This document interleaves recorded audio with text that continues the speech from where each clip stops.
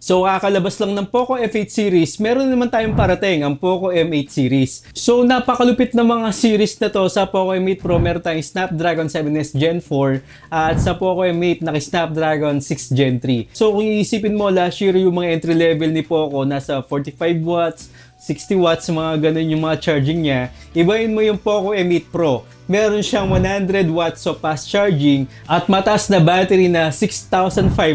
Katulad siya ng Poco F8 Ultra, parang ganun. Napakalupit, no? Pero yung presyo nito mataas kaya abangan natin yan. Pero alam ko, yung mga entry level na ganito, yung mga M series na to, nasa 10,000 to 12,000 lang. At saka yung isang variant nila o base variant nila na Poco M8, meron tayong AMOLED display din doon with 120Hz na refresh rate. At isang pinaka nagustuhan ko dun sa phone na yon, yung camera pagdating sa video. Wala nyo, base variant pa lang pero naka 4K na.